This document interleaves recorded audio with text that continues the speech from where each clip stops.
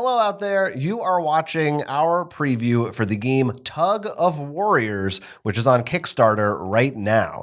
This recreates the classic children's game of Tug of War, but this time in a post-apocalyptic sort of Mad Max style aesthetic. And you will have two teams going up against each other, trying to, of course, pull one side of the rope closer to theirs and pulling down the other team in the process, but there's going to be a little bit more going on than just the simplicity of pulling a rope back and forth like there is in regular Tug of War.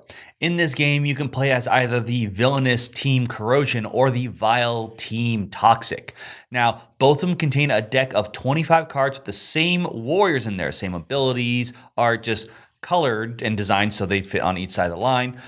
The game will start, though, with each player choosing 15 of these warriors to represent their team, so you'll never be sure who has what and what strategy they're going with.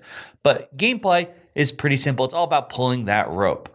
Each round, each players are going to draw 3 cards from their deck, choose one of them to play into their lineup, and then compare cards. Depending on the initiative of each card, whoever has the higher initiative will go first. Now, you will play cards until there are 5 in a row. Then after that, you will actually be playing cards on top of previous player cards. So pretty much negating the ones below there and pretty much substituting them in. The cards you don't choose will go on the bottom of your deck, and you'll keep going until a player has, or hopefully both players, have no more warriors to play, in which that will be the end of the game. Now, when you play a warrior, after you look at initiative, this is what happens. First, you will move the rope depending on this number here. It could be positive, could be 0, or negative. Whatever the case is, move it that way. If, for whatever reason, you're able to move it all the way to either end, the game immediately ends, which makes sense. You're playing Tug of War if you're able to pull someone all the way over. Now, that doesn't mean you automatically win, but at the end of the game, depending where this token is, such as when you pull all the way in, it's worth a lot of points, so it is pretty good. After you do the tugging and assuming you don't end the game, there's also going to be an additional ability. You'll have to read and see if it still applies. Sometimes they will be conditional, such as if it's played in a specific slot, if your opponent has a certain thing going on, or it could simply be, for example, this one wants to be more powerful next to certain people. So after that, you'll go to the other player. If you were first in initiative, if you were second, you will then choose a new card to play and keep playing, as I said before, until you're out of warriors. There is another type of card that's pretty important in here known as the cheater card. Some of these warriors are not playing by the rules, and you'll notice they are marked with one of these cheater tokens, and you'll see that icon on their card as well. These are very powerful cards. They're going to help you out. They're stronger than most of the others. However, if you have a cheater showing at the end of the game, you cannot win. No matter how many points you have, you will have lost if there's a cheater showing. One way to negate that is by playing a goody two-shoes card. These ones are marked with this goody two-shoes yellow icon in the corner, and after you've played a cheater, if you then play a goody two-shoes, it negates this card. You would remove that token so you would be safe. Of course, another way to do it is to simply play a card later that covers that cheater up, so then they would no longer be showing, and that's also valid.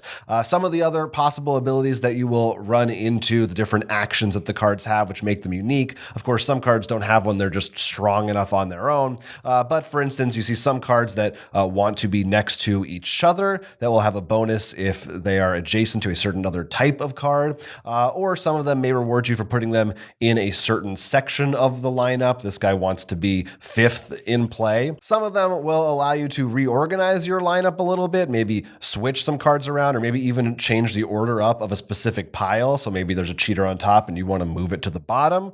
And some of them will even allow you to affect the other player's rope. Maybe you can remove one of their warriors or play a warrior on top or somewhere else in their lineup. There's a lot of different cards. All of them have this style of artwork, which is a little extreme, a little outrageous, a little radical, I would say. Very much to me has that kind of Mad Max sort of style and look to it. Also kind of almost like a Garbage Pail Kids sort of aesthetic. For me, I was thinking if a Mad Magazine did a Mad Max joke. Yeah, right. Yeah, it kind of has that look to it. A lot of fun, very weird type of art there. But that is how the game is played. Again, you keep going until one of these two sides has been brought to, or everybody runs out of cards. So obviously, like we said, getting to one side or the other is very, very helpful, but you do count up points from amongst all your cards, all their different point values that are showing at the end of the game. So it's not necessarily a guaranteed win, and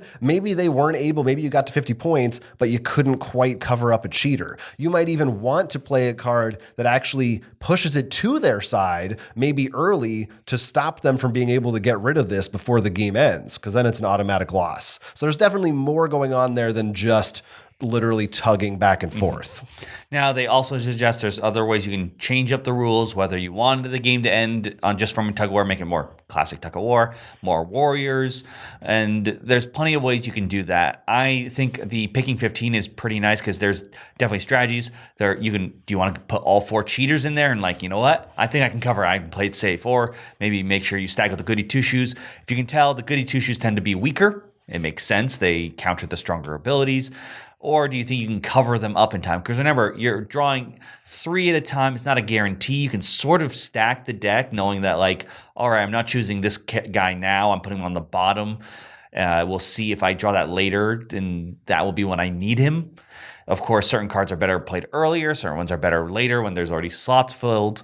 And it really just becomes just a silly back and forth. Yeah, it's interesting that, like we said, you have the same pool of cards to choose from, but you don't know quite what your opponent is going to have available to them. And actually, for your very first pick on the first turn of the game, you do get to just look through your deck and pick what you want your starting card to be. And after that, it's picking from 3 each time. And yeah, that's another interesting kind of balance of trying to decide, maybe I drew the rough card and I want to put it next to tough, but I don't know where tough is in my deck. So should I put it back in, or should I maybe risk putting it out right now and hopefully I'll get tough soon? I guess it's kind of bad if you get both of them in the same draw, because that's also makes it harder for you to get both of them. So you do have to make those decisions, not like terribly complex decisions. Your total deck will only be 15 cards, so you don't have to worry too much about what's coming up, but it's just enough for you to have something to chew on, I think, as you play.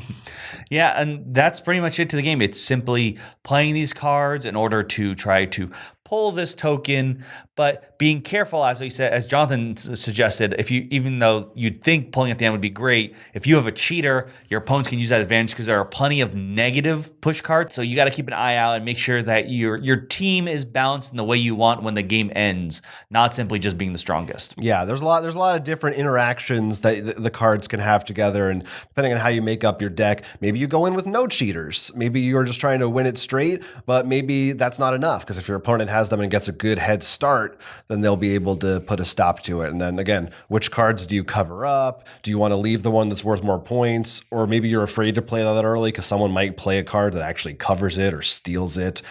So there's a lot of stuff like that back and forth going on.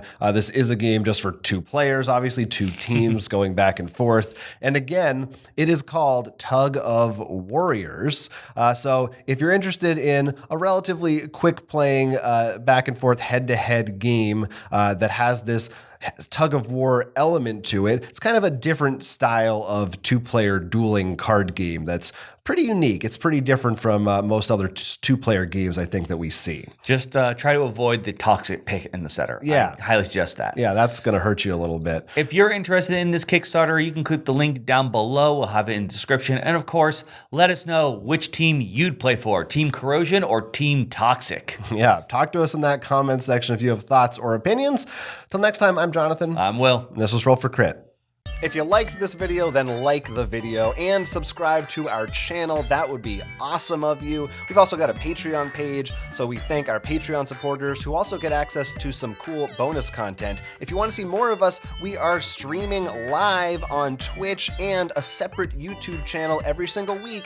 Check that all out at rollforcrit.com/live.